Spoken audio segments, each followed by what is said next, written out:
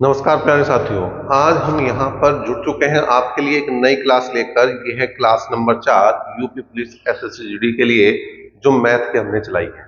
यहाँ पर number system मतलब संख्या पद्धति के वो क्वेश्चन जो आपके पेपर से संबंधित है, जो आपकी परीक्षा से संबंधित है, जो यूपी पुलिस से संबंधित है, जो एसएससी जीडी से संबंधित है, उन सभी को यहाँ पर लेकर आ रहे हैं। अब तक हम 3 क्लास देख चुके हैं। अगर वो क्लास आपने नहीं देखी है तो वीडियो के डिस्क्रिप्शन बॉक्स में लिंक दे दिया गया है, वहां से जाकर आप उन्हें जरूर चेक कर सकते हैं। साथ ही साथ हमारे व्हाट्सएप चैनल को आप ज्वाइन करें और वहां पर अपनी नई अपडेट प्राप्त करते रहें। उसका लिंक भी हमने डिस्क्रिप्शन बॉक्स में दे दिया है। इनका पीडीएफ भी आपको मिल जाएगा, इन क्वेश्चनों का पीडीएफ भी आपको मिल जाएगा। उसके जरिए आप पहले अपने आप करने का प्रयास करें, क्योंकि जब आप खुद करेंगे तो वो प्रयास ज्यादा बेहतर होगा, वो प्रयास ज्यादा सटीक होगा, वो प्रयास आपको परीक्षा के सफलता की ओर और नजदीक ले जाएगा। हर कदम, हर सवाल, हर कदम का काम करेगा, आपको आगे बढ़ाने का काम करेगा। चलिए यहाँ पर आज शुरुआत करते हैं, क्योंकि हमारा जो मेन कॉन्सेप्ट होता है, चीजें वो होती है कि भाई आपसे इधर उधर की बात ना कर कर सीधी जो है मुद्दे की बात की जाए। क्वेश्चन नंबर 46 की अगर मैं बात करूं तो वो आज का पहला क्वेश्चन है। क्वेश्चन नंबर 46 का है, दुर्घटना राहत कोष के लिए एक परिवहन बस में प्रत्येक यात्री ने बस में कुल यात्रियों की संख्या के बराबर रुपए का अंशदान दिया। मतलब जितने यात्री थे उतने ही एक यात्री ने रुपये दिए। 625 रुपए की कुल राशि बनाने के लिए बस निर्वाहक ने 49 रुपए का योगदान दिया। मतलब उसे टोटल 625 रुपए इकट्ठे करने थे, तो उसमें 49 रुपए जिसकी बस थी उसको देने पड़े। तो बस में कुल कितने यात्री थे? देखो टोटल जो है वो 625 रुपए इकट्ठे करने हैं। टोटल मेरे भाई कितने इकट्ठे करने हैं? 625 रुपए। अब एक बात बताओ, 49 रुपए 49 रुपीज किसने दिए? जिसकी बस थी, बस निर्वाहक ने। इसका मतलब यात्रियों ने कितने दिए होंगे? इसका मतलब यात्रियों ने कितने दिए होंगे? 625 में से 49 को 49 को माइनस कर देंगे, बचेगा 576। बचेगा 576। तो 576 रुपए किनके द्वारा आए? यात्रियों के द्वारा आए। कितने रुपए आए? 576 रुपए। 576 रुपए मतलब जितने यात्री हैं और उतने ही रुपए हर यात्री ने दिए हैं। इसका मतलब 576 जो है उसका अगर वर्गमूल में निकाल दूं, तो कुल यात्रियों की संख्या आ जाएगी। और 576 आप सभी को पता है इसका वर्ग है 24 का। तो अगर वो यात्रियों की संख्या पूछ रहा है तो भी 24 है, और अगर वो एक यात्री के द्वारा दिए गए रुपयों की संख्या पूछ रहा है, रुपयों की वैल्यू पूछ रहा है, तो भी वो 24 ही है। क्वेश्चन नंबर 47 की बात करते हैं। क्या है क्वेश्चन नंबर 47? एम कॉलेज छात्र मिलकर एक घर को 8 रुपए प्रति माह किराया देते हैं। मतलब एम छात्र हैं एक कॉलेज में पढ़ने वाले, और वो हर महीने 8 रुपए जो है किराए के रूप में दे रहे, सारे मिला के।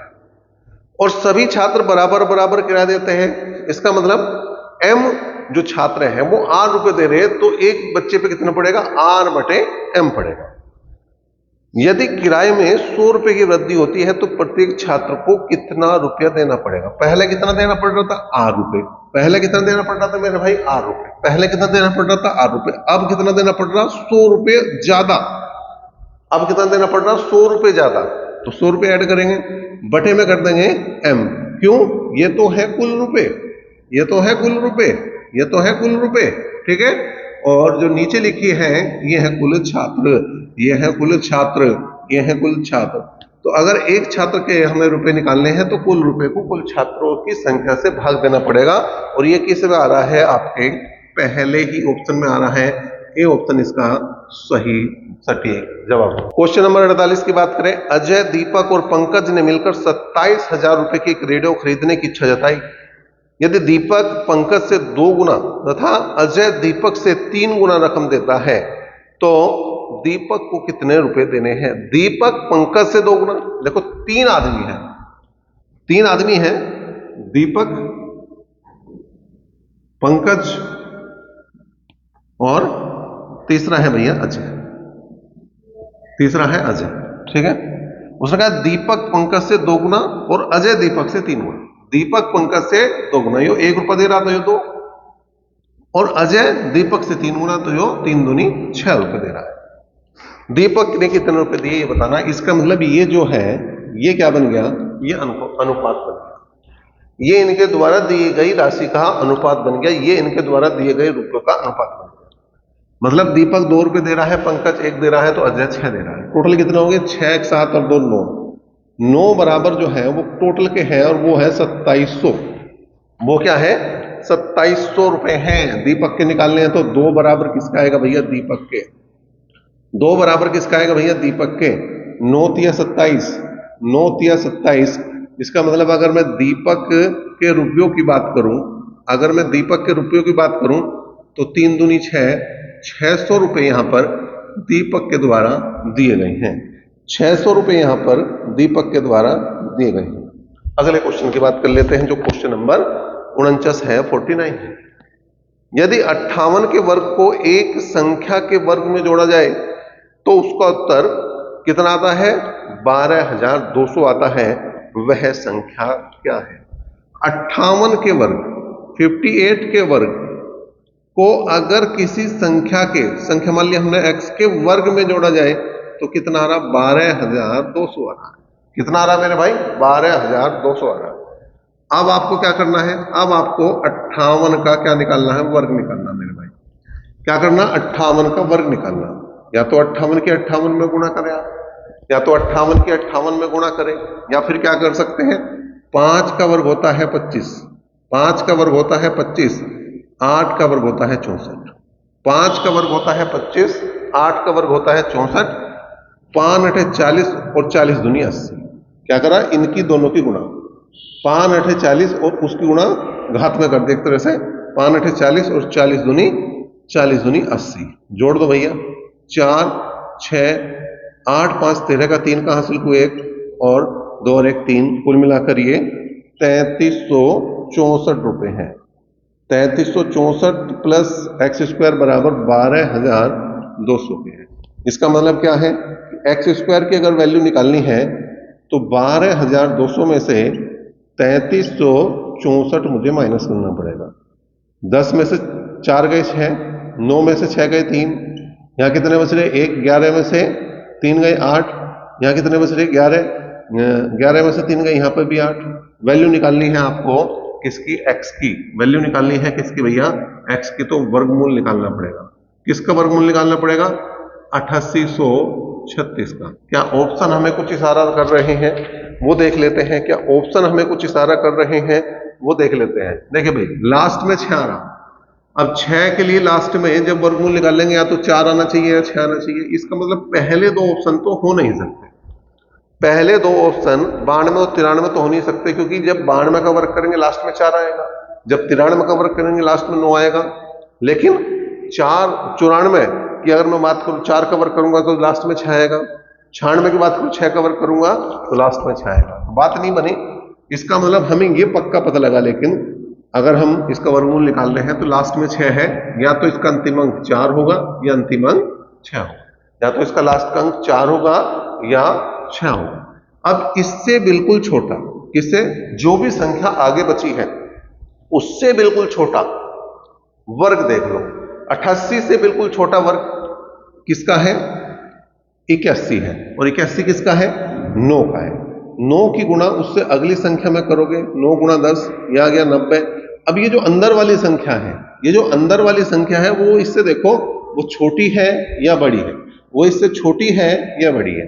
तो वो छोटी है, जब छोटी है तो इन दोनों में जो छोटा अंक है उसे लेंगे। इसका मतलब ये जो वर्ग है वो 94 का है, ये जो वर्ग है वो 94 का है। चीजें और क्लियर होंगी कब, जब आप वर्गमूल का चैप्टर पढ़ रहे होंगे, जब आप घनमूल का चैप्टर पढ़ रहे होंगे। एक एक चीज आपको बता दी जाएगी, किस तरह से आप वर्गमूल निकाल सकते हैं, किस तरह से अपने क्वेश्चन को आसान कर सकते हैं, किस तरह से आप अपना समय बचा सकते हैं। वो सारी चीज हम सीखेंगे किस चैप्टर में, वर्गमूल वाले चैप्टर में। घनमूल वाले चैप्टर में ये सारी चीजें हम सीखेंगे आगे आने वाले कुछ समय में। चलिए करते हैं अगले क्वेश्चन की। क्वेश्चन नंबर 50 की बात करें। एक विषय में राम द्वारा प्राप्त अंकों का 1/3 मनीष द्वारा उसी विषय में प्राप्त अंकों के 2/9 के बराबर है, उसी विषय में उनके अंकों का योग 120 है, तो राम ने कितने अंक प्राप्त किए? उसने कहा राम के प्राप्त अंकों का 1/3 बराबर है मनीष के उसी विषय में प्राप्त अंकों के 2/9। उसी विषय में प्राप्त अंकों के 2/9, तो 3×9।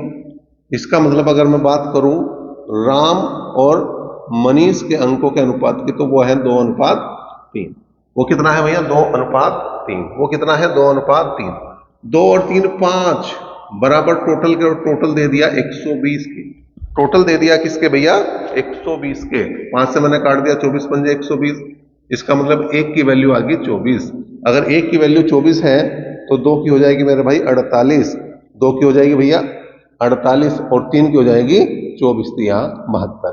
तो अगर वो राम के पूछ रहा है तो भैया 48 नंबर है, और अगर वो मनीष के पूछ रहा है, अगर वो मनीष के पूछ रहा है तो ये कितने? 72 नंबर है। किसके पूछ रहा है? राम के। तो ऑप्शन नंबर सी इसका सही जवाब हो जाएगा, सटीक जवाब हो जाएगा। क्वेश्चन नंबर 51 की बात करें भाई, क्या है? 3 अंकों की सबसे छोटी अभाज्य संख्या क्या है? 3 अंकों की सबसे छोटी अभाज्य संख्या वैसे तो आपको याद होनी चाहिए 101 है, लेकिन तरीका क्या है उसे देख लेते हैं। देखिए 4 ऑप्शन है। पहला ऑप्शन 103 है, दूसरा ऑप्शन 107 है, तीसरा ऑप्शन 101 है, चौथा ऑप्शन 113 है। तो यहां पर आपको इन चारों में ये देखना है कि क्या ये चारों जो है अभाज्य है या ये भाज्य है। अगर ये आ जाए कि इनमें कौन सी अभाज्य है, तब क्या करेंगे? सबसे छोटी की बात करें, देखने में सारी की सारी क्या लग रही है? हमें अभाज्य ही लग रही है। तो सबसे छोटी की बात करें 101, ऐसे भी लगा सकते थे हम, लेकिन क्या ये सही था? नहीं, ये सही नहीं हो सकता। अब इस तरह से करना है, अगर अभाज्य संख्या देखनी है तो जो भी सबसे बड़ी संख्या है उससे बिल्कुल बड़ा वर्ग देख लो, उससे बिल्कुल बड़ा वर्ग देख लो। इससे बिल्कुल बड़ा वर्ग 113 से बिल्कुल बड़ा वर्ग क्या है भैया? 121, और वो किसका है? वो 11 का वर्ग है। अब 11 तक की जो भी अभाज्य संख्या है उन्हें लिखो। 2 है, 3 है, ठीक है, 5 है, 7 है और 11 है। 2 से और 5 से हमें देखने की कोई जरूरत नहीं, क्योंकि 2 से वो संख्या कटेगी, 2 से वो संख्या विभाजित होगी, 2 से उस संख्या को हम भाग लगा सकते हैं जिसका लास्ट अंक 0 हो, जिसका लास्ट अंक 2 हो, जिसका लास्ट अंक 4 हो, जिसका लास्ट अंक 6 हो, जिसका लास्ट अंक 8 हो। मतलब जिसका लास्ट का अंक सम होगा, जिसका लास्ट का डिजिट सम होगा, वो ही 2 से कटेगी। वो ऐसा यहां पर देने वाला आपको नहीं है। 5 से क्यों नहीं देखना? क्योंकि 5 से वो संख्या कटती है जिसका लास्ट का अंक 0 हो, जिसका अंतिम अंक 0 हो या फिर 5 हो, 0 हो या फिर 5 हो। तो वो ऐसी भी कोई संख्या आपको नहीं देने वाला। बाकी से देख लो भाई, 3 3 9, 3 चौक 12 नहीं कटती। 7 से 7 एकम 7, कितने बचे? 3, 33 कहीं नहीं आता पाड़े में। 7 के 11 से भाग देखो, 11 99, तो यू भी अभाज्य है, ठीक है। सबसे छोटी की बात कर रहे तो सब पहले सबसे छोटी को चेक कर लो, क्योंकि सबसे छोटी अगर अभाज्य आ गई तो उस पर निशान लगा देंगे। 3 3 9, कितना बचा? 1, 11 नहीं आता 3 के पाड़े में। 7 एकम 7, कितना बचा? यहां पर 3, 31 भी कहीं नहीं आता, और 11 99, इसका मतलब ये भी अभाज्य संख्या है। तो इन संख्याओं से अगर ये संख्या नहीं कटती तो वो अभाज्य है। और दुनिया में कोई भी संख्या अब ऐसी नहीं बनी होगी, अगर ये संख्या इनसे बच जाती है, इन संख्याओं की बात कर रहा हूं मैं, और की बात नहीं कर रहा, तो अगर ये इनसे नहीं कटती तो फिर दुनिया में ऐसी कोई संख्या ही नहीं बनी जो इन्हें फाड़। तो यहां पर सबसे छोटी की बात करी थी 101, हमारा यहां पर सही जवाब होगा। बाकी अगर वो ये पूछता कि इनमें से कौन सी संख्या अभाज्य है, कौन सी भाज्य है, तब हम ये वाला पूरा करके देखते और चारों ऑप्शन को चेक करते कि कौन सी भाज्य है और कौन सी अभाज्य है। क्वेश्चन नंबर 52 की बात करें, 50 एवं 100 के मध्य कितनी अभाज्य संख्याएं हैं? कितनी अभाज्य संख्याएं? देखो भैया, 1 से लेकर अगर 100 तक मैं अभाज्य संख्याओं की बात करूं तो कितनी है? 25 है।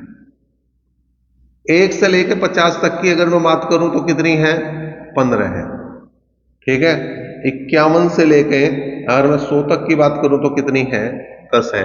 50 से लेके 100 तक की बात करी इसका मतलब कितनी हो जाएंगी भैया, 50 से लेकर जो है 100 तक कितनी अभाज्य संख्या हो जाएंगी, 10। तो इसका जो उत्तर बनेगा वो 10 बनेगा, क्योंकि मैंने यहां लिखा है 51 से 100 तक। अगर मैं 50 से देख रहा तो 50 तो भाज्य है, अभाज्य की बात कर रहा तो ये बात यहीं पर सही हो जाएगी।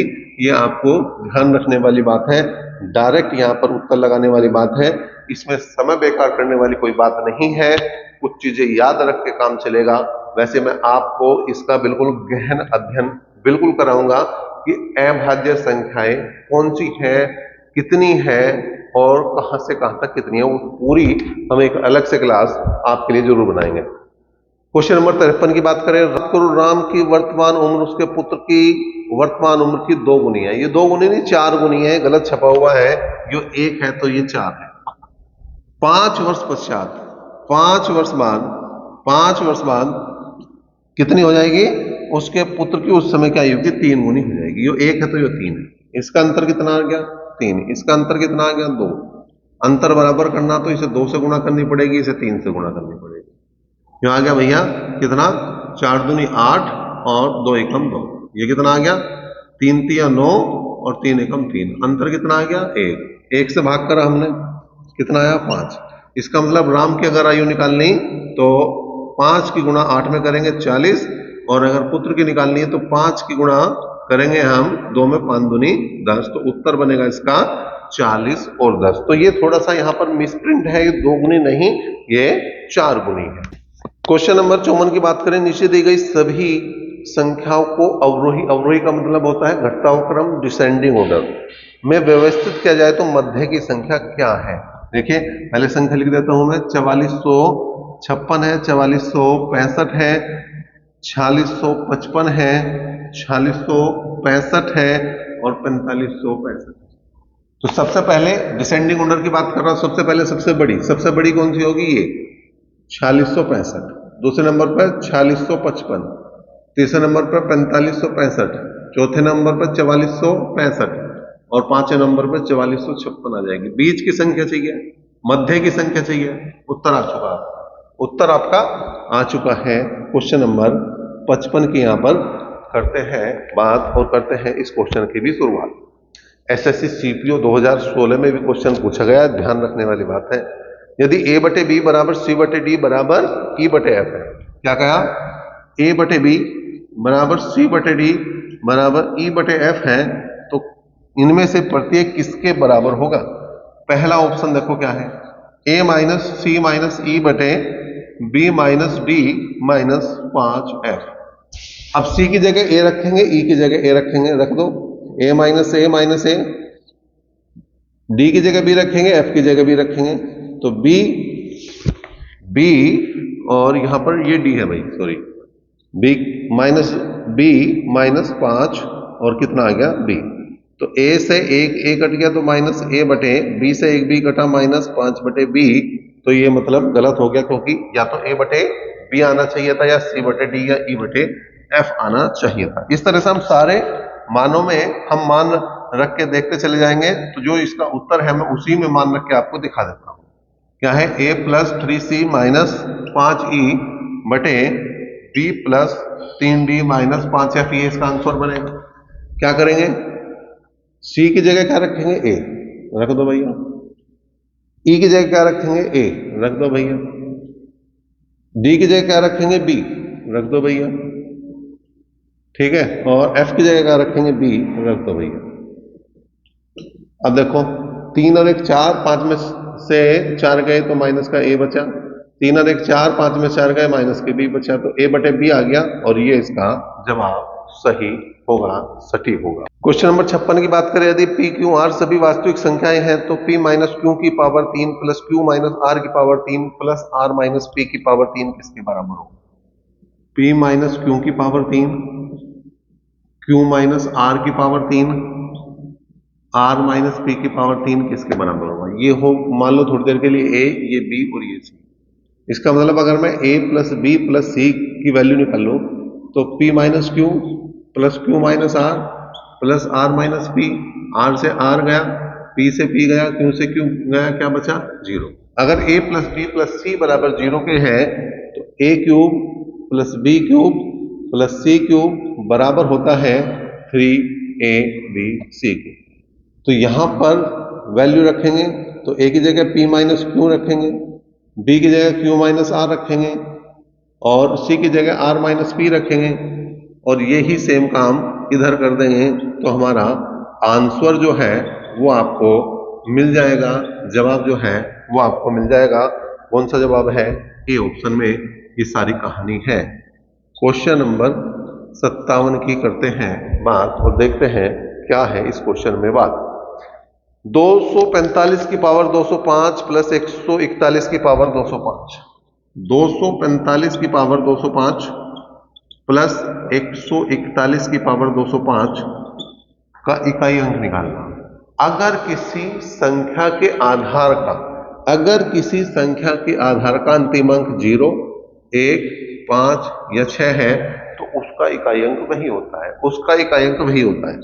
जैसे यहां पर क्या गया 5 तो इसका आ जाएगा इकाई अंक 5, यहां पर क्या गया 1 तो इसका अंक आ गया 1, तो कुल मिलाकर 5 और 1 6, तो पूरे सवाल का जो जवाब बनेगा इकाई अंक वो बनेगा 6। क्वेश्चन नंबर 58 की बात करते हैं। क्या है? 15 की पावर 21 गुणा 4 की पावर 13 गुणा 6 की पावर 12 में अभाज्य गुणनखंडों की संख्या बतानी है। 15 की पावर 21 गुणा 4 की पावर 13 गुणा 6 की पावर 12 के अभाज्य गुणनखंड बताने हैं। तो पहले आधार को अभाज्य कर दो। 3 गुणा 5 की पावर 21, 2 की पावर 2 की पावर 13, 2 तिया 6 की पावर कितना हो जाएगी 12। इसका मतलब है 3 की पावर 21, इसका मतलब 5 की पावर 21, दोनों की पावर अलग अलग हो जाएगी। इसका मतलब हो जाएगा 2 की पावर 13 दूनी 26, इसका मतलब ये घात जो है दोनों पे अलग अलग आ जाएगी। अब जो पावर है केवल उसे जोड़ दो, 21, 21, 26, 12 और 12 सबको जोड़ दो भाई। 1 और 2, 1 और 1 2, 2 और 6 8, 2 10 और 2 12 का 2 का हासिल को 1, 2 और 4 6 और 2 8 और 1 9, कुल मिलाकर उत्तर बनेगा कितना? 92। 92 इसके अभाज्य गुणनखंडों की संख्या है। तो ये अभी कुछ क्वेश्चन रहे